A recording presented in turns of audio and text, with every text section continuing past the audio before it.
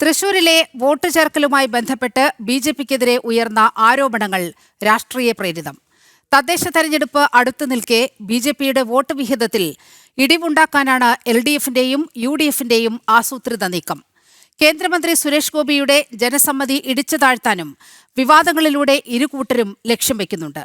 വിഷയത്തിൽ ടി.എൻ. പ്രതാപന്റെ പരാതി നിയമപരമായി നിലനിൽക്കില്ലെന്ന് നിയമവിദഗ്ധരുൾപ്പെടെ വ്യക്തമാക്കുന്നു. വാടക താമസക്കാർക്കും വോട്ട് ചേർക്കാമെന്ന തെരഞ്ഞെടുപ്പ് കമ്മീഷൻ മാനദണ്ഡം പൂർണ്ണമായി പാലിച്ചാണ് മണ്ഡലത്തിൽ പുതിയ വോട്ടർമാരെ ചേർത്തിരിക്കുന്നത്. ആരോപണങ്ങളെ പിന്തുണയ്ക്കുന്ന ഒരു തെളിവും ഇതുവരെ ഹാജരാക്കാൻ കോൺഗ്രസ് നേതാക്കൾക്കോ CPM നേതാക്കൾക്കോ കഴിഞ്ഞിട്ടില്ല. വിവരങ്ങളുമായി വിനീഷ് ചേരുന്നുണ്ട്. വിനീഷ്, ഈ രാഹുൽ വോട്ട് ചോരി ആരോപണം ഉന്നയിച്ചതിന് പിന്നാലെ ഇപ്പോൾ തൃശൂരിനെ ചുറ്റിപ്പറ്റിയാണ് വലിയ വിവാദമുണ്ടാക്കാൻ CPM-ഉം കോൺഗ്രസും ശ്രമിക്കുന്നത്.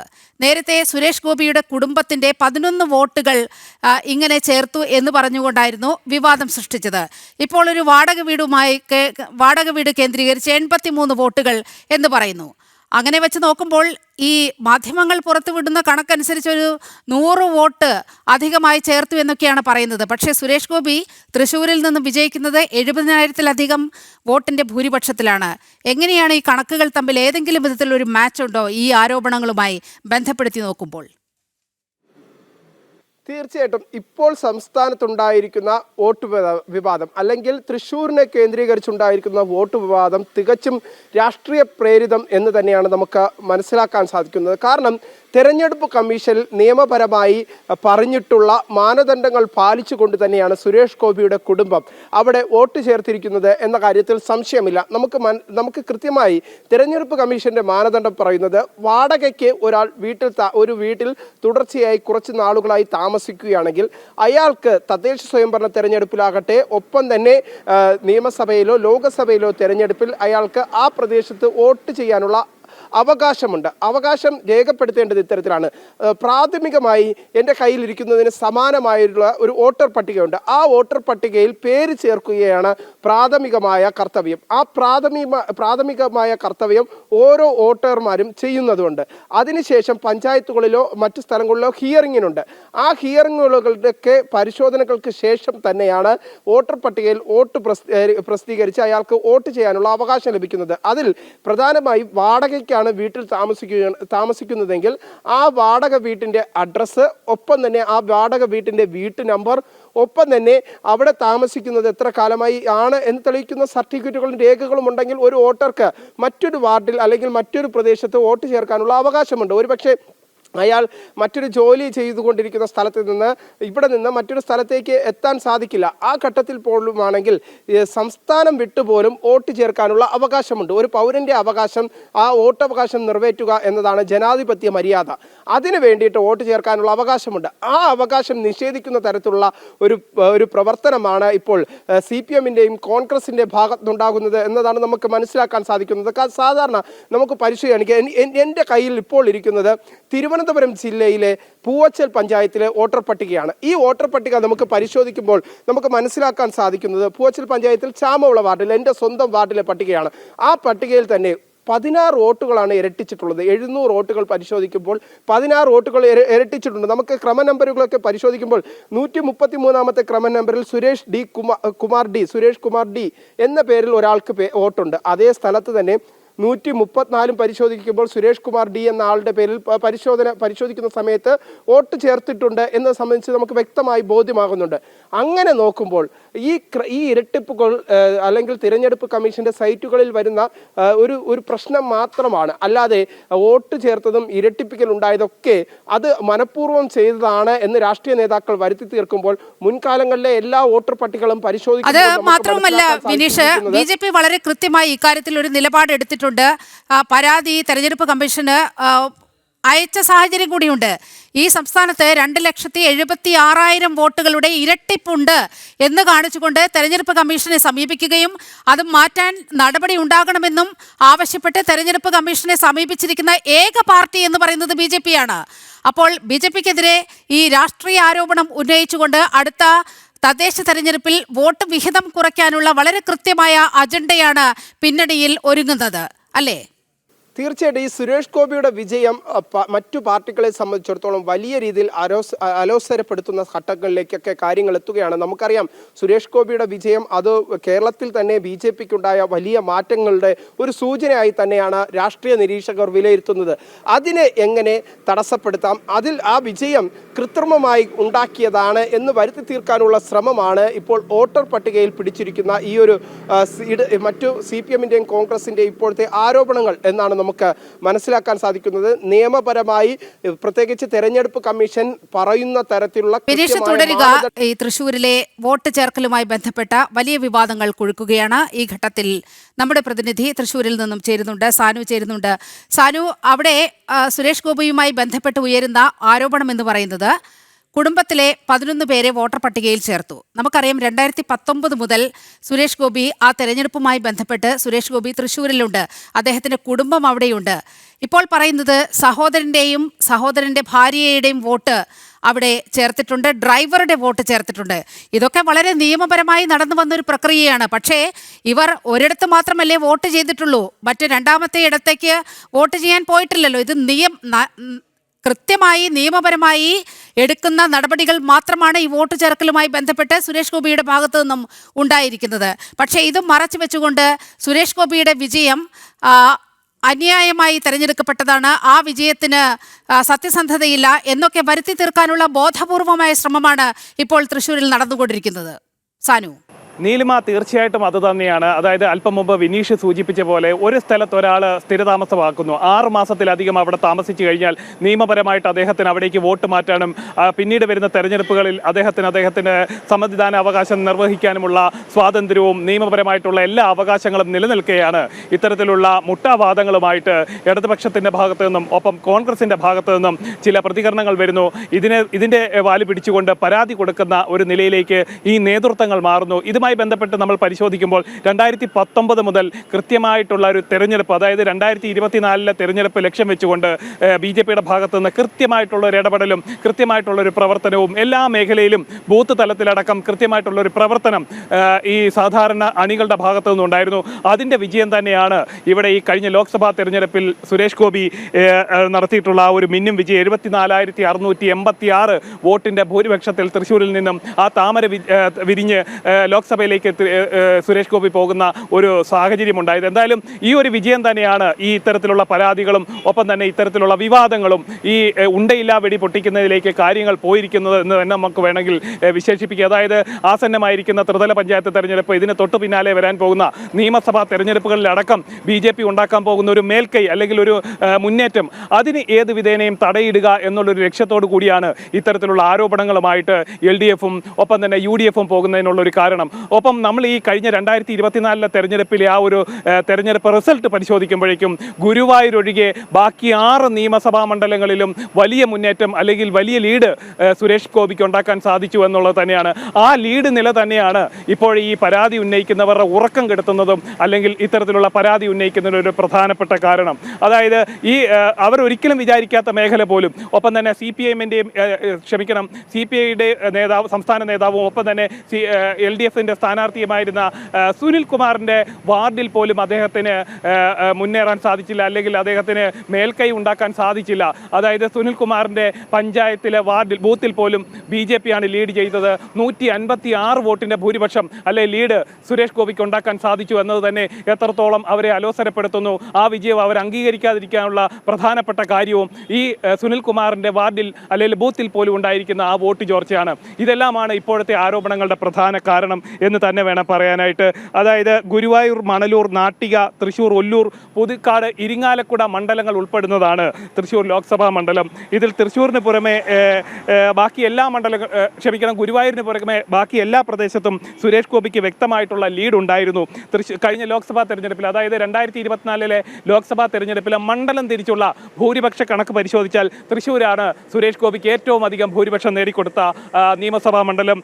14,110 17 വോട്ടുകളുടെ ഭൂരിപക്ഷം തൃശ്ശൂരിൽ അദ്ദേഹത്തിന് നേടാൻ സാധിച്ചു. ഒപ്പം തന്നെ നാട്ടികയിലെ 13,945 വോട്ടിന്റെ ഭൂരിപക്ഷവും, ഇരിങ്ങാലക്കുടയിൽ 13,016 വോട്ടിന്റെ ഭൂരിപക്ഷവും, പുതുക്കാട് നിയോജകമണ്ഡലത്തിൽ 12,692 ഭൂരിപക്ഷവും, ഒല്ലൂർ നിയമസഭാ മണ്ഡലത്തിൽ 10,036 വോട്ടിന്റെ ഭൂരിപക്ഷവും, മണലൂരിൽ 8,013 വോട്ടിന്റെ ഭൂരിപക്ഷവും സുരേഷ് ഗോപിക്ക് നേടാൻ സാധിച്ചു. ഇത് വരാനിരിക്കുന്ന നിയമസഭാ തെരഞ്ഞെടുപ്പിൽ ആവർത്തിച്ചാൽ CPM-നും അതേപോലെ തന്നെ കോൺഗ്രസിനും അടക്കം എത്രത്തോളം നഷ്ടമുണ്ടാകും എന്ന് അവർ മനസ്സിലാക്കുന്നു.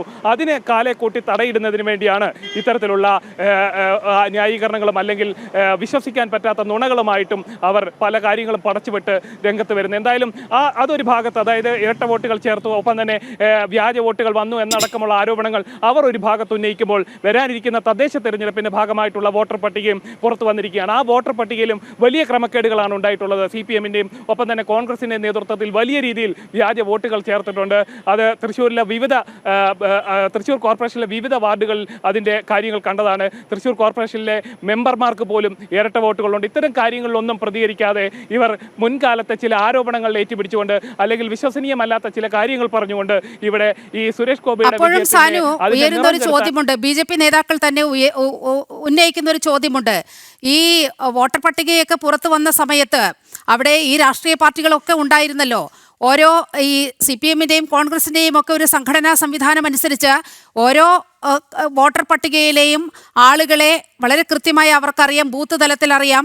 അപ്പോൾ അന്നൊന്നും ഉയരാതിരുന്ന ഒരാരോപണം ഇപ്പോൾ ഉയർത്തുന്നതിന് പിന്നിൽ വളരെ കൃത്യമായ രാഷ്ട്രീയ അജണ്ടയുണ്ട് എന്നുള്ള കാര്യത്തിൽ ഒരു തർക്കവുമില്ല. സുരേഷ് ഗോപി അവിടെ നിന്ന് വിജയിക്കുന്നത് 70,000-ൽ പരം വോട്ടുകളുടെ ഭൂരിപക്ഷം നേടിക്കൊണ്ടാണ്.